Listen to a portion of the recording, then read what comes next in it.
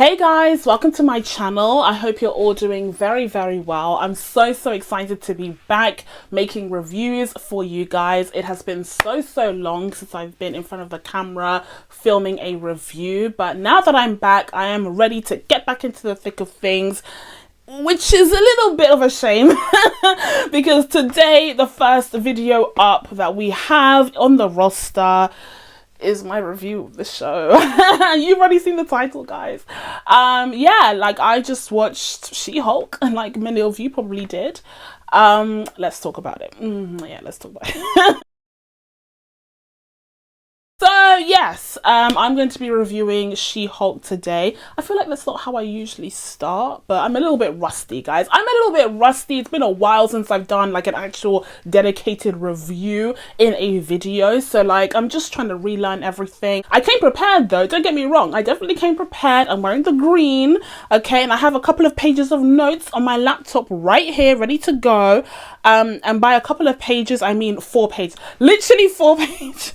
4 pages of notes. Jesus Christ, this is going to be a long one. Strap in. So yeah, this is definitely going to be an interesting review. I hope you guys have a fun time with it. I do anticipate a rant maybe sprinkled in, like I don't know. I'm so frustrated. I'm so frustrated. Anyway, let me calm down. Let me slow down before we get into my thoughts on this series.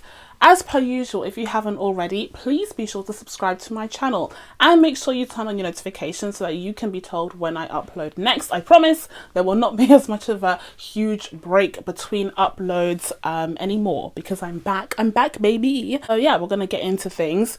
And what's the other thing that I say? Follow me on Twitter if you'd like. I go off and on when it comes to Twitter, but you can follow me on there if you want to. And without further ado, oh, this is a spoiler review as well. Jesus. This is a spoiler review. Most of my reviews are spoiler reviews, so like you should know. But in case you can't tell by the runtime of this video, this is a spoiler review. And yeah, without further ado, let's get into my review of She-Hulk. That was okay. That wasn't the smoothest intro, but we move. Okay, let's get into the first thing. The She-Hulk is of course the latest MCU series to drop on the Disney Plus platform. It is the newest one out of a pretty long roster at this point. And unfortunately, even when we just had the trailer of this series, people were really skeptical about it. Mostly because of the dodgy, inconsistent CG, shall we say, but also because of the usual reasons why certain people on the internet are constantly upset and shouting and angry. So this show definitely had a lot to fight against. It was kind of an uphill battle for this series, and unfortunately I have to say that it didn't quite meet expectations, certainly not exceed expectations enough to kind of fight the battles that were facing it successfully. So all of that is to say I didn't love this show. All that's to say I did not. No, this was a miss for me in an increasingly long line of misses in phase 4 of the MCU. Now, as I'm speaking here, I am already planning a video because we must address this, right? We must address this. Even though I'm a huge MCU fan, like you already know the drill, we must address what the hell has been going on in phase 4 eventually. Like we have to talk about it, okay? But until then, we are going to be discussing She-Hulk specifically, and like I said, strap in because this is going to be a long one probably. The first thing we need to talk about is the plot. Here we have She-Hulk, aka Jen Walters, who is a lawyer. I can somewhat relate to this, being a law graduate myself, so I have some experience in this field is what I'm saying. And Jen Walters is very passionate about her career in law. She has a really great reputation, apparently. We'll talk about it, and this is something that she's really passionate about. She sees this career as her calling. And so when one fateful day she gets in a car accident with her cousin Bruce, aka the Hulk, okay, and their blood mingles together until she ends up becoming a Hulk herself, she all of a sudden finds herself with a future where her regular life as a lawyer, you know, working towards this goal of justice and in the legal system, may be disrupted or indeed destroyed forever.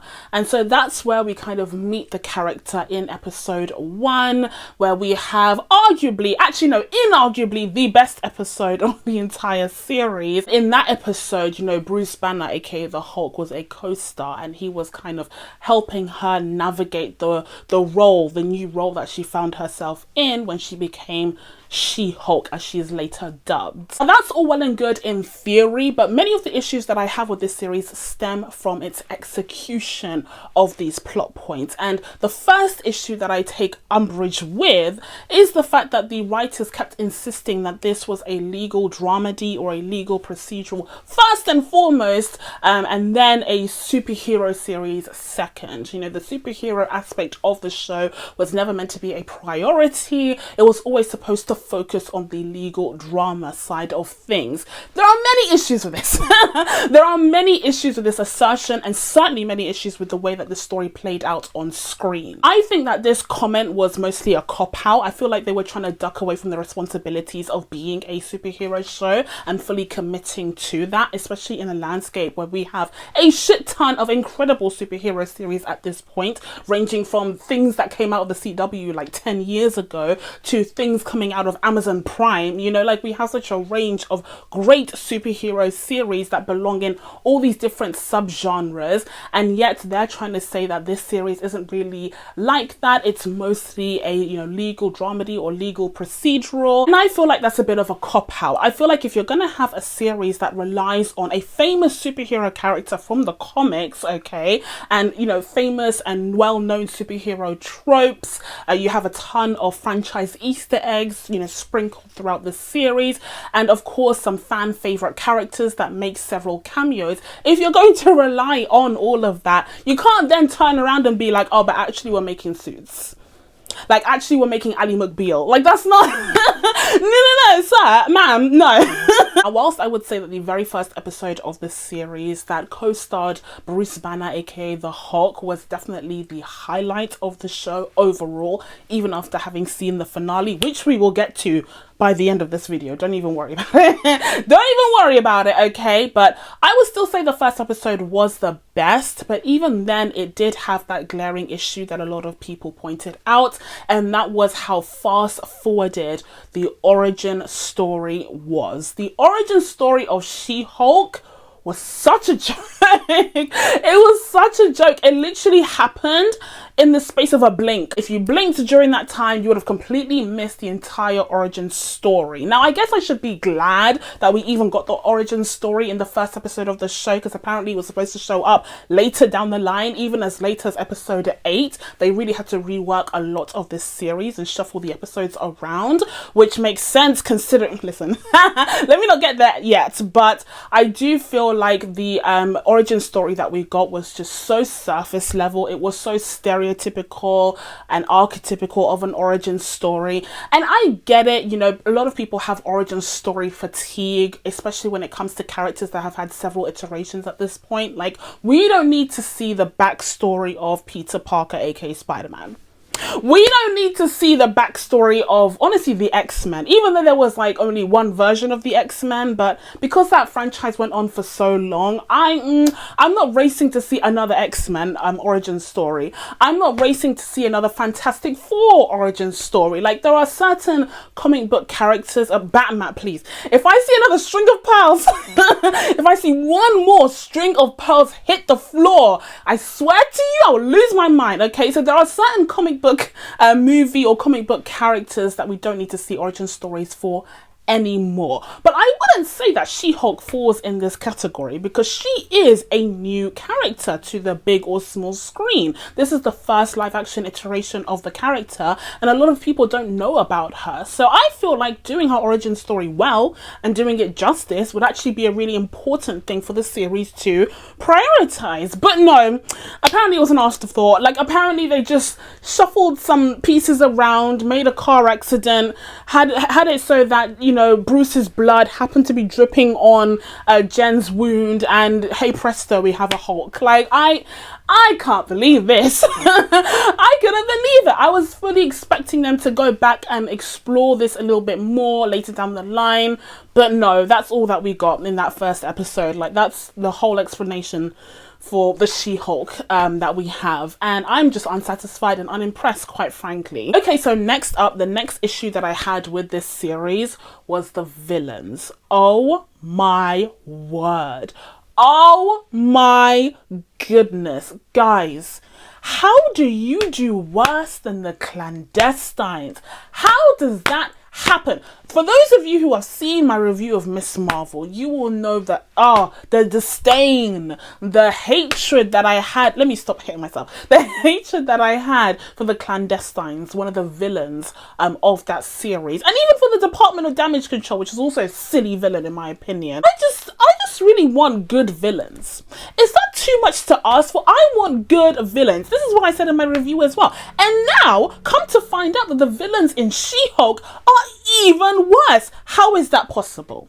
How did that happen? I'm really upset. This is ridiculous at this point. I've been saying that this is an issue from the beginning of phase 4. But now, this is not just an issue. This is a catastrophe. I don't even know if Black Panther 2 can save this at this point, okay? You know, I hope it's going to go a long way, okay, to repair the disaster that Phase 4 has been when it comes to villains, but I don't think it can save it. After seeing She-Hulk, I don't think it can quite patch things up completely. So with all of that drama out of the way, let's get into the villains themselves and let's talk about what actually happened. So first lady up is Titania, as portrayed by Jamila Jamil. First of all, huge waste of Jamila Jamil. Just literally, it could have been anyone, honestly. It literally could have been anyone. That role was so horrible, and I just feel bad that this is how the MCU decided to use that incredible actress. Whatever. But here we have Titania, who apparently is one of the major villains of She-Hulk. Now, you guys know I don't read the comics, okay, but that's what I've been able to find from the character, about the character, and I just think it's a huge shame. Like, imagine wasting one of She-Hulk's main villains in this way. Here we have a version of Titania who is supposed to be an archetypical, stereotypical influencer, and I just feel like this portrayal just missed the mark entirely. It felt like such a cynical version of what a millennial thinks influencers are, especially influencers that are targeted towards Gen Z and perhaps even in Gen Z themselves. Like these millennial out of touch writers had no idea, had no bloody clue how influencers work, and so the whole commentary surrounding that entire landscape was just lost. It was just unsuccessful, because how are you supposed to create the stereotypical influencer who's dressed like that? With that wardrobe? Who are you fooling? If you wanted to create an actual influencer, there is a uniform that everyone knows about when it comes to influencers, especially fashion bloggers, you know, makeup girlies. Like, there's a uniform that you could have referred to. Instead, they decided to design the costume for Titania to look, she looks like a wrestler. Like, she looks like a WWE wrestler. I don't know what they were thinking, but I wasn't getting influencer. Nowhere near was like it was just such a miss for me. So just aesthetically, it didn't work. But also when it came to the substance, when it came to the actual writing of the character, there was no substance. Who am I kidding? There was literally no substance. We don't know anything about Titania. We don't know what her purpose is on this show. We don't even know why she barged into the courtroom in the first episode to begin with. We have no idea. Even after all these 9 episodes have passed, we have no idea why she was so mad. We have no idea why she even has superpowers. Nothing is explained when it comes to this character. It is mind-boggling that she is one of She-Hulk's biggest enemies in the comics, because truly we have learned nothing about the character after this entire series has passed. What a waste. And also, I must say it again, her outfit, her costuming, her design was awful. Whoever was in charge of that should be fired on site or demoted. I don't want people losing their jobs in this economy, but we should look into that person. And also another issue when it came to the Titania storyline was that episode where they had the lawsuit between Titania and Jen. That episode made no goddamn sense. That episode, that was so bad. I took such umbrage with this episode because it made Jen look stupid as hell. It made Jen look so dumb. Can you imagine, like, a woman who prides herself in her work? She's a lawyer. She has a great reputation. She was up for district attorney or whatever. And, like, she's supposed to be really clever, really hardworking. You're telling me someone of that caliber would not think to protect the name that, yes, was imposed upon her involuntarily, fine, but the name that her whole identity has become associated with, she wouldn't think to protect that? And I understand, you know, coming from a legal background, if you are a district attorney or if you do criminal law, that doesn't mean you're an expert in IP law. Like, I'm not saying that she needed to know all of the ins and outs of intellectual property law. That's not what I'm saying at all. It makes sense if she was a little bit, you know, out of the know when it came to that sort of thing. But any self-respecting lawyer would at the very least look into protecting this name that has become associated with that whole identity. I'm so sorry. Even if you're not an IP lawyer specifically, you would Google that shit. You'd be like, maybe I should do something about making sure that no one can besmirch my name. As a lawyer, that's something she would think of, okay? And okay, say she didn't think of it. Say she's got a lot going on. She's got other dumb cases we'll talk about later. She's got dumb dates. She's got a lot going on in her mind, whatever. But the firm that hired her, the firm that literally only hired her because she's She-Hulk and they want to open a whole department surrounding, you know, defending superhero people, that firm should have thought about protecting her name. Yeah. That firm has an in-house legal team that should have been on that shit. The whole case was just so stupid. And again, it failed to explain Titania's purpose aside from that. Why was she barging into the courtroom even before she knew what She-Hulk was? I understand after the fight that they had, maybe she would have some ill feelings, but the fact that she's supposed to be a reoccurring villain in this series, even though we have no idea what their backstory is just ridiculous. It literally feels like someone missed out a page in the script, like maybe it got coffee poured over it. Maybe like some coffee spilled over that page and they were like, oh shit, and like they took off the page from the script and no one ever thought to replace it. That's how it feels like, this huge gap in this story. Okay, so the next villain up is Todd, aka Hulk King. First of all, of course Todd was Hulk King. Yeah, like, of course. I hope they didn't think that they did something there with that mystery. I hope they realised that, like, pretty much everyone clocked on, because we did. We clocked on. Yeah.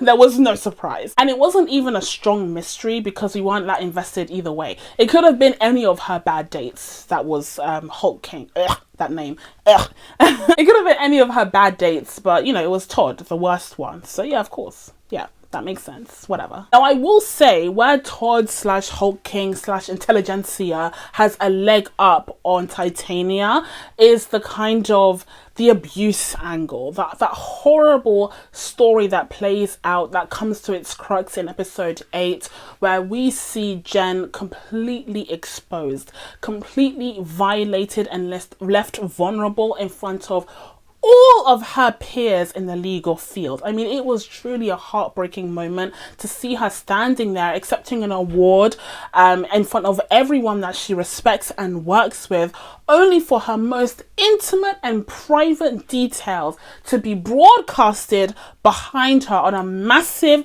screen because one of her former one-night stands had the audacity to scan the contents of her phone only for it to be revealed in front of everyone. That was such a spiteful, hateful thing to do. I can't remember what that guy's name was. Is it like Nick or something? Nick sucks. Whatever his name was, I think it was Nick. He sucks and he's going to hell. He's never seen the Golden Gates. But guess who else sucks? Todd, who funded this entire endeavor of Intelligentsia. I really feel like at least with these villains, these bad guys on the show, there was a very powerful emotional arc there, because seeing Jen in that vulnerable moment, this is someone who is bulletproof. Her skin cannot be penetrated when she is in Hulk form.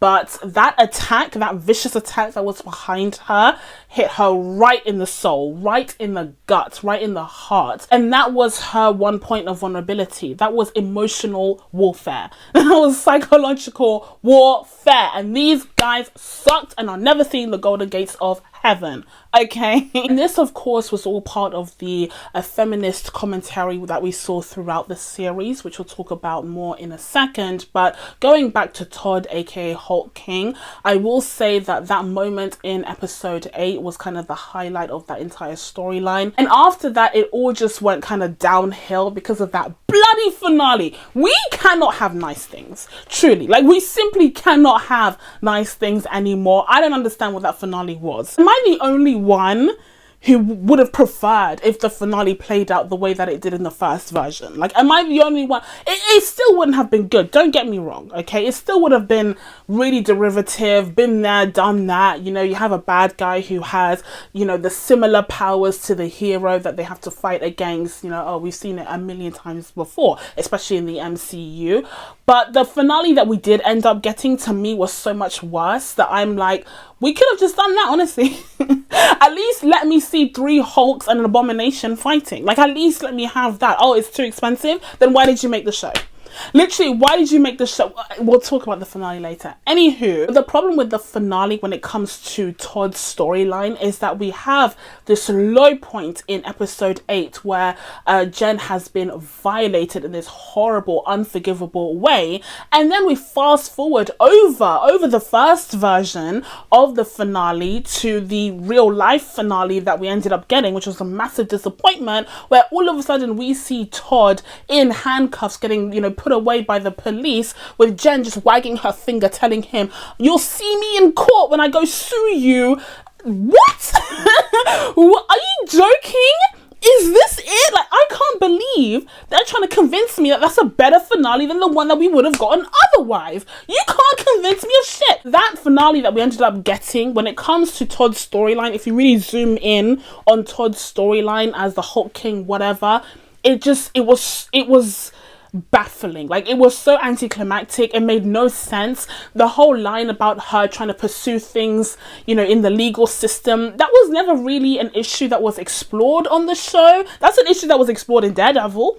In all 3 seasons of Daredevil, that was definitely a part of the show and a part of Daredevil's identity. But Jen didn't have that problem. In fact, note that the first time she did have to come across such a problem, it was when Daredevil entered the series. Okay, but on her own, she never had that conflict of being a superhero or vigilante / working within the law as a lawyer. Like, that was never a conflict that the writers bothered to include. So I don't understand what that line was supposed to do. Like, it didn't have that sense of, you know, justice that it really wanted to convey, because it was never a conflict within the character or the show. And on top of that, just to be a little petty, okay, as someone with a legal background, she said that she's going to sue Todd, which sounds to me like it would be pursued in the civil courts. But what he did was a criminal matter. Like, what he did should have criminal consequences. And by the way, for those of you who are curious about the difference and why this even matters, well, one of the differences between criminal matters and civil matters are the remedies. So in the case of a civil matter, they're trying to remedy a dispute. So usually there's compensation, like monetary compensation involved there, as opposed to a criminal matter where it's about punishment. So he would be punished for his crimes. So that's why I say that Jen wouldn't really pursue a civil matter in that case, and that line was kind of all over the place. Although the writers themselves admitted that they're not familiar with legal procedurals or legal terminology, so I shouldn't be surprised. I shouldn't be surprised that this makes no damn sense. And finally, the last villain that we're going to be talking about in this section was the most prominent one, the most important villain of the She-Hulk series, and that was Misogyny. Now, I will say I had mixed feelings about the feminist commentary that was laced throughout this series. I, of course, was so happy to see that the series would be so upfront with the feminist commentary. I really like that, and I like seeing you know, projects in the superhero space explore different things that wouldn't typically be seen in this genre, like for instance Falcon and the Winter Soldier diving into racism. Some people really did not enjoy that, but I felt like it was necessary and it was something fresh and new and interesting for that series, and it kind of rooted it in reality, which I feel the feminist commentary in She-Hulk does as well for that character.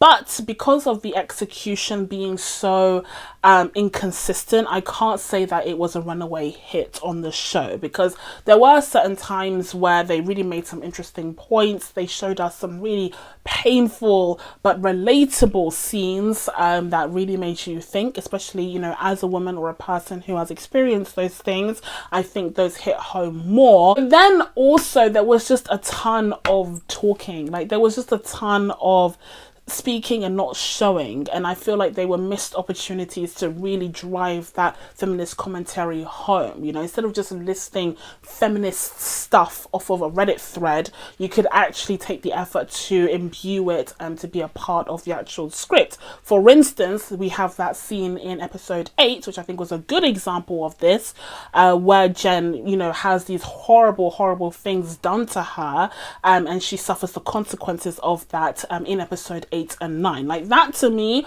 was all of that commentary kind of coming home and actually driving the story forward, as opposed to just sprinkling it in as snide comments without actually saying anything new about this topic or really exploring it in any depth. I also think that what hurt the feminist commentary oftentimes was the portrayal of men on the show, particularly the men that Jen tried to date.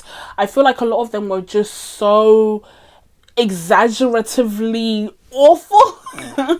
Like, thankfully in my life I haven't come across such male beings, and maybe there are women out there who are seeing this and thinking, yeah, this is relatable, this has happened to me, this exact same thing has happened to me, in which case I can't apologize on behalf of men. Like, why would I want to do that? But I'm just sorry on behalf of myself as a human. I'm just so sorry that you went through that, sis.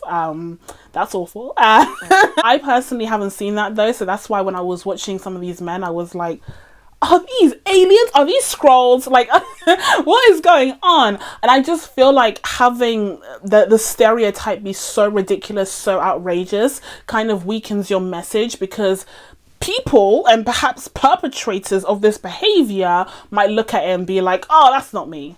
Like, oh, that's not me. Like, that's nowhere near as bad as me, so therefore I'm not a part of this conversation, if you see what I mean. Like, they might look at it and be like, oh, I'm innocent then, because that is just so out there, you know, so out of the box. Although, would they even be watching the show to begin with? Who knows? So yeah, that's kind of the issue that I had with some of these men, where they would say these awful things like in front of Jen or in front of a judge. Like, as much as these men, we like to think of them as idiots, but most of them aren't that stupid. Like, you're not talking like that in front of a judge. And so it just kind of felt, you know, fake and exaggerative, and it kind of weakened that commentary that was supposed to root the show in some kind of reality. Overall, I did enjoy the feminist commentary laced throughout the series. I was especially impressed by the anticipation of the criticism and the insults and, you know, all of the discourse that would arise from the series itself, the kind of meta commentary that was laced throughout the show. I feel like they were on the nose, like they were on the money with a lot of these critiques. But I would say that, look, at the end of the day, even though it is tempting to kind of throw shit at the people who are critiquing these shows for being too woke, even though you do just want to cuss them out and you just want to scream at them and just hold them by the head and shake, especially after this year, man. It's been happening so much with the review bombing and the just nonsense. But I would say even then, you know, even on my most petty day, I would say that your best revenge in this situation is not clapping back. No, ma'am, it is not rising to the bait. It's making a good show.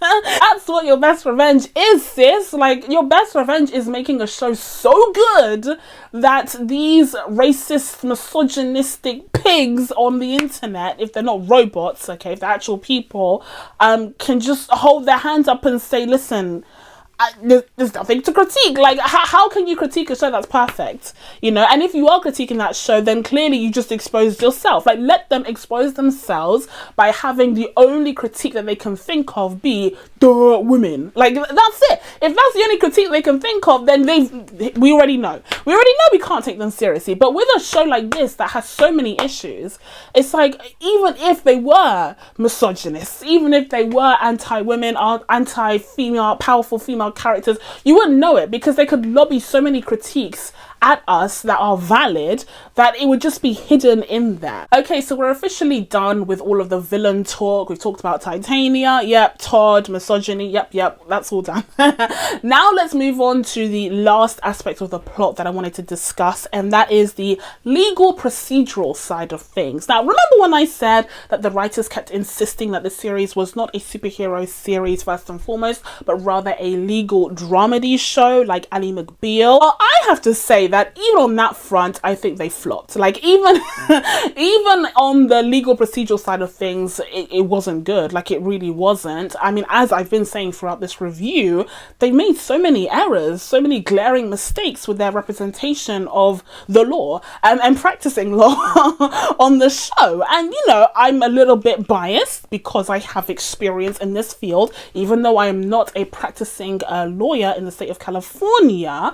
But I promise you, you do not need to have gone into an insane amount of debt to get an undergrad law degree just to see that some of these courtroom scenes are literal garbage, literal BS. Like, some of these courtroom scenes are just nonsensical. If you say you're going to focus on the legal drama of it all, you best come prepared with a good courtroom scene. You best at least do that. We have had way too many criminal / law related series in our lives for you to come here with that mess on our screens. We have way too much experience in this field. We've had How to Get Away with Murder with Viola Davis. Please. We've had Suits. Do you know how many lawyers have become lawyers because of Suits alone? Okay, and you want to come here with this mess? Absolutely not. Absolutely not. The first case that we have on deck is the Abomination one, which Jen absolutely should not have been the lawyer for. And I know that she mentions it in the episode. She's like, oh, this is a conflict of interest because he tried to kill my cousin. And the partner at the firm is like, yeah, but we've waived the conflict and blah, blah, blah. No, because even if they waive the conflict, the state of California should have raised something. Something should have been done about that glaring conflict of interest. It was no, absolutely not. But that wasn't even the worst thing about this case, because it gets better, or should I say it gets worse, because the sole witness that Jen decides to rely upon to make the argument that Emil changed against his own will is Wong. Wong, the Sorcerer Supreme himself. What, I can't believe the state of California let that one go. An actual sorcerer is her only eyewitness. No one raised concerns, no one raised issues. Everyone was like, yeah, cool. Like, what if I was in that situation, if I was a district attorney for California, I don't know what the terms are in America, the first thing that would come to mind is, what if he's like brainwashing us? What if he's literally controlling our minds? Like, what if he's done a spell to control our minds and make us say what he wants us to say? Well, like, what can we do at that point? Like, how are they supposed to rely on an eyewitness who is literally capable of anything, literally anything under the sun, anything above the sun he can do? He's the Sorcerer Supreme. I think this is crazy. They should have brought in Shang-Chi. He should have been an eyewitness. He was there. He should have been an eyewitness instead, because Wong, please stop this. You can't get him to do a lie detector test. You can't get him to do anything. He could be lying. You would never know. He could be in your head. You would never know. Oh my God, it just made no sense. It literally made no sense. And then the next case that we had was the one with the Asgardian shapeshifter. You remember that one? That case should have been concluded the second that Asgardian shapeshifter shapeshifted into the judge in the courtroom. The second that happened, the judge should have been like, oh lol, this person needs to go to jail. Diplomatic immunity be damned, this person needs to go to jail. And then the next case that we got was the leapfrog case. And at this point, like, I could not defend Jen as a lawyer. Like, sorry, I lost all my faith in her with this case because it was actually absurd. It was silly. She looked silly. This case made her look stupid. And that's crazy because, you know, the main premise of her origin story is that she didn't want to have to sacrifice her career in law to be a superhero. She had no interest in pursuing that. And so she was supposed to go back to this, you know, really glamorous career in law. She's a reputable lawyer who's been working really, really hard. Even when she's supposed to be letting her hair down at a bar, she's still typing on her laptop, which, by the way, isn't allowed. Again, another issue with the series when it comes to accuracy. You're not allowed to be working at a bar with a laptop that contains confidential information about your high profile clients. That's not something that you can do. That breaches so many confidentiality clauses. This show is dumb. Anyway, you're supposed to get the sense that she's hardworking, and so she's supposed to know her stuff. So tell me why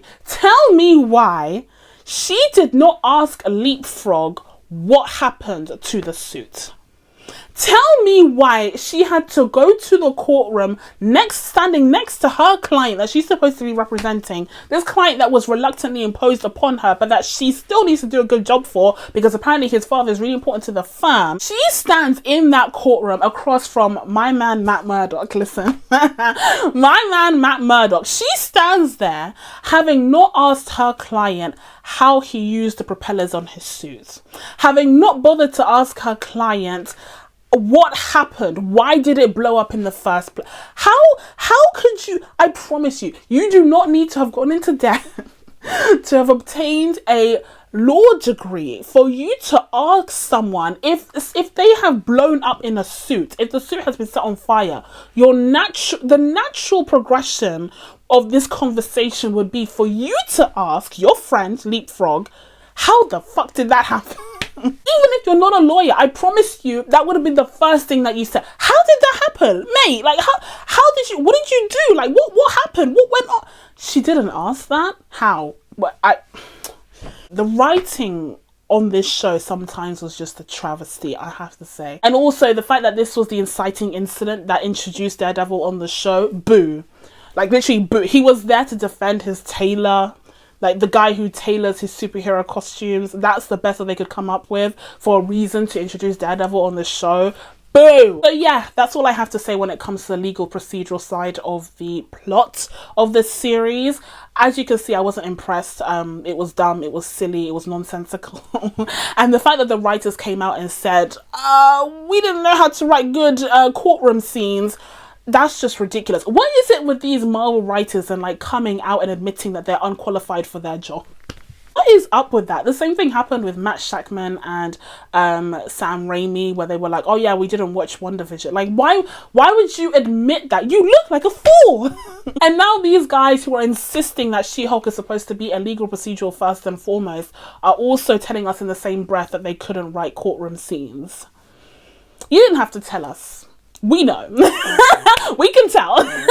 Also, before we move on, as if I haven't been talking for like an hour, another issue with the legal procedural format that they chose for the show was that the series felt very meandering. Like, each of the episodes being focused on a specific case that was dumb and not very well thought out, but also not particularly well connected, made the series feel like it had no real direction, and the through line was very weak. And speaking of the finale, let's quickly talk about this. I'm losing my voice already, so we are going to make it very quick, but I had mixed feelings about this. You know, of course, when I was watching this play out on screen, when I saw Jen pause the fight, go on to Disney Plus and jump into the assembled section, of course I had a riot. Like, of course it was crazy to see. My mind was blown. I couldn't think straight. And I fully anticipated coming here, sitting down and being like, that was the best finale ever.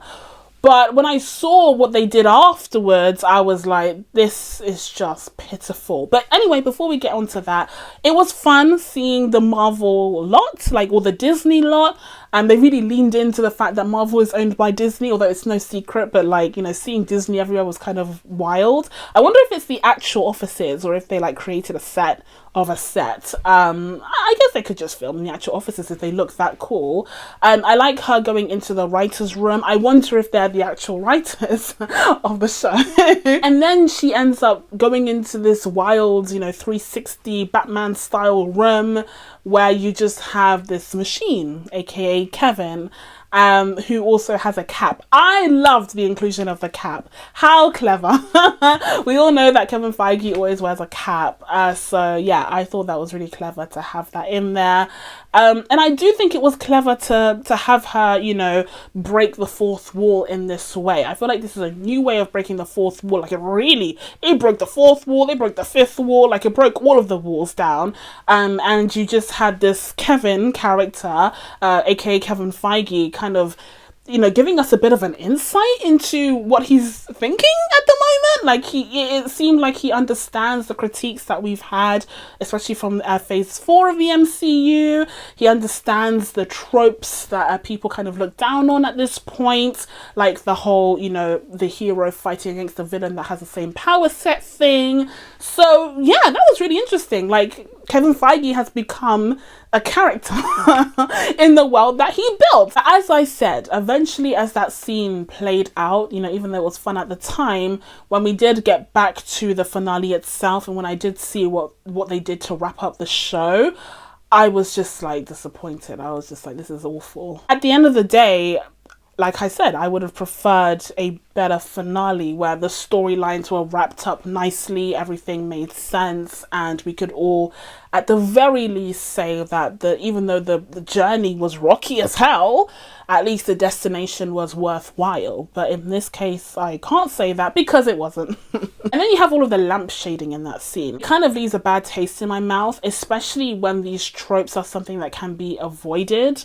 And you do have the opportunity to avoid them, so why not just take that route instead of pointing out that these tropes exist? So for instance, in the case of the She-Hulk finale, instead of teasing us with a same old, third act action sequence where you would just have a Hulk bonanza, they could have written a better path. This whole video has just been me being like, you could have just been better. Like instead of lampshading, instead of anticipating critiques, instead of clapping back at haters, you could have just made a better show. And also, if I could just drop a life lesson here to the She-Hulk writers, or any writers who may be watching this video for whatever reason. If you get nothing else from this review, at the very least understand this. Just because you are subverting expectations does not mean the end result is better. Just ask Benioff and Weiss, the Game of Thrones bros, okay? After season 8, this should have been a lesson that we all learned, but clearly the She-Hulk writers did not get that lesson and they need to be reminded. So consider this your reminder. So at this point, I've been sitting here talking about She-Hulk for about an hour, so we are going to wrap this up with my quick thoughts on everything else aside from the story. First of all, Tatiana Maslany as She-Hulk, aka Jen Waters. Big W. Big W for the show. I think she was wasted ultimately. I think she has the acting talent to have portrayed a much more complex and just wonderful, groundbreaking character, but that's not what we got. So yeah, hopefully they do more with this character and this iteration of the character in the future so we can see more great performances out of her. As you can see, the issues that I had with the show had nothing to do with her performance. She did well with what she was given. It's just that what she was given was awful. Next up, we have my guy, my man, Charlie Cox as Matt Murdock, aka Daredevil. A huge W.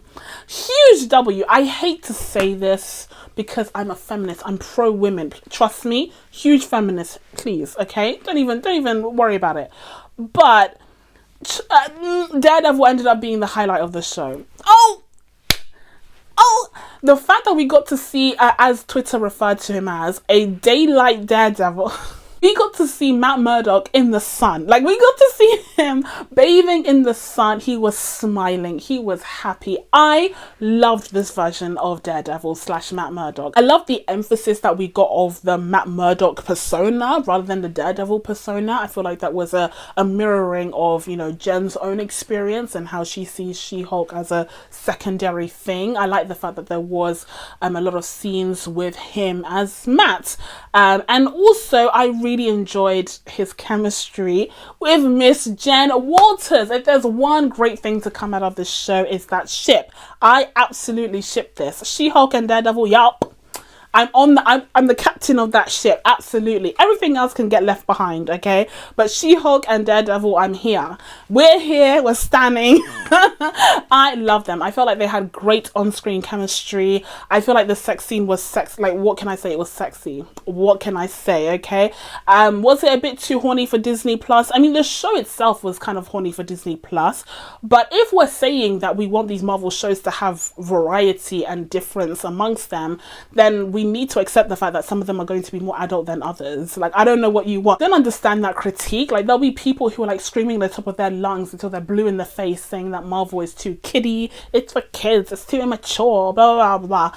And then when She-Hulk and Daredevil have a sex scene, it's like, oh no, my precious virgin eyes. Like, which one is it? Which one is it? I'm guessing they're not the same people, but yeah, like, that critique was kind of bizarre to me. I shipped them 100%. It was the best part of this whole show, I'm telling you. But I, of course, also really liked the portrayal of Daredevil on the show. I think he had the best action sequences, easily. Even though they were marred by some terrible CG gymnastics, which I wasn't a big fan of. But if they had done that CG right, it would have looked really cool. It would have been fitting with the character. And I think they did a really great job with giving him a really cool action sequence that harkened back to his own Netflix show, even if it wasn't as well choreographed. Let's be real. The stakes are high when it comes to the character of Daredevil, okay? As I've said many times, my biggest worry when it comes to him joining the MCU proper is that he will be Disney Plusified. Judging by his portrayal here, I do see the Disney Plusification, but it's not as jarring as I thought it would be. Hopefully they still give him that depth and darkness that is so iconic for the character, especially out of his Netflix series. Hopefully they don't abandon that completely. By the way, I think it's a mistake for the new Disney Plus show to be a complete reboot of the character. Boo! Do not like that. But yeah, hopefully they stay true to that kind of brooding, dark energy that the character has, because he's iconic for a reason. I must say though, as a side note, even though I know that it's a reference to the comic books, I absolutely did not like his yellow and red suit. As I've said many times on this channel, not everything in the comics translates well in live action. Like, sorry, like, I just think that the suit looks ugly. I preferred his suit in the Netflix show, and I hope that he goes back to something along those lines. And then lastly, we have the side characters, just to quickly run through my thoughts on them. My favorite of the bunch was, hands down, definitely Nikki. Nikki was a true friend. Nikki was an MVP. I don't know where Jen would be without Nikki. Honestly, she helped her out so much professionally, personally. She was really just her life force throughout this entire show. I really liked Nikki as a character. It also struck me as a bit weird that she looked more expensive than Jen, even though she was a paralegal and Jen was a lawyer and surely earning more money. But I think they chalk it up to Jen's terrible fashion taste. But like, Nikki was looking stylish. Nikki was looking, it was giving very circa 2010 trust fund kid. Like, it was given that kind of style. It felt a little bit outdated, but still cute, like still expensive. I swear she was wearing like a Belmar blazer in one scene. Like, I swear she was wearing a black leather Belmar blazer with like the gold buttons. So yeah, her outfits looked quite expensive to the trained eye. Although I will say the character with the best wardrobe on the show, hands down, was Amelia. Amelia's wardrobe was perfect. Like, as a lawyer of her standing, she was dressed perfectly, immaculately. And then next up we have Pug, who is a fellow lawyer or a fellow paralegal at the firm. He spends most of his time with Nikki, and I just couldn't help but think the entire time when I saw him on screen, what a waste. What a waste of Josh Segarra. I couldn't believe this.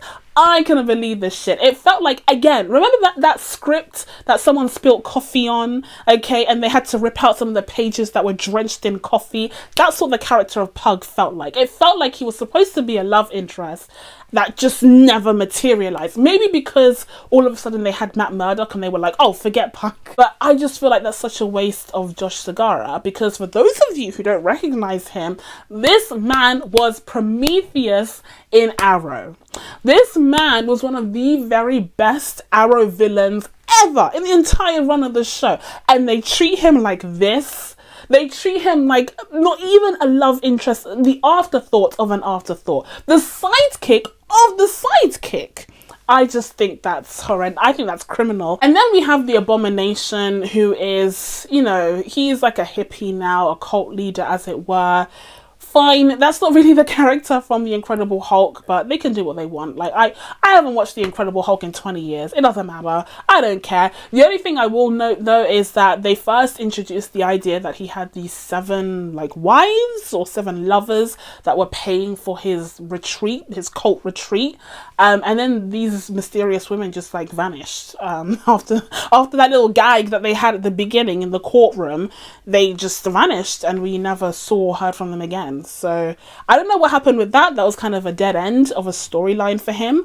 But yeah, he's just, you know, here. He's having a great time. Tim Roth is having a great time. And that's all that matters there. And finally, we have the Hulk himself, Bruce Banner, who Jen is commonly referred to as, you know, his cousin, because he's the more famous one. And he only makes an appearance in episode 1, really. That moment where in the finale, the first version of the finale, he jumps in there to save the day. I actually liked that. I might be the only one, but I actually preferred that ending, even though it is stereotypical and we've seen it before. I thought it was fun. Like, I actually cheered when I saw the Hulk kind of crash in there. And I'm not even the biggest Hulk fan, so like, it just shows how thirsty I was for good content. But when it turned out to be all a farce, and in the end he is there at the picnic. No, it wasn't a picnic. It was a garden dinner that they had with the family. And he introduces his son, who is on screen for literally 2 seconds, because 2 seconds longer and you would just be focused on how terrible the CG for the character is. So all the information that we're given about his son is that he was born in Sakaar, presumably, because the Hulk went back to Sakaar to find him, and his name is Scar. So like, you know, like Hulkling or something, like that's Hulkling maybe. I don't read the comics, and honestly I just don't care. At this point, just end it. It's over. It just ended. It's over. The show's over, the review's over, it's done. We're done. We're ending. So with all of that being said, guys, I'm going to be giving She-Hulk a 5.5 out of 10. I really didn't want to give this series a rating that started with a 5, because I felt like the 5 on IMDb came from a bunch of review bombs, which it did, you know, at the beginning of the show before we even saw the rest. But it just never got better. I can't in good conscience give this a 6 out of 10. Like, a 6 to me is enjoyable. Like, a 6 to me is a riot. Even though it's not perfect, it's a good time. This was just, like, frustrating. It was dumb. They did a really poor job. But that's it from me, guys. I did it. I did the review. Now that I told you guys what I thought of She-Hulk, it's time for you guys to let me know what you thought of this series down in the comments below. Please be sure to subscribe to catch new videos coming up. They are on their way. I'm back now officially. Thank you guys so much for watching. I really, really appreciate it, and I will see you in the next one. Bye!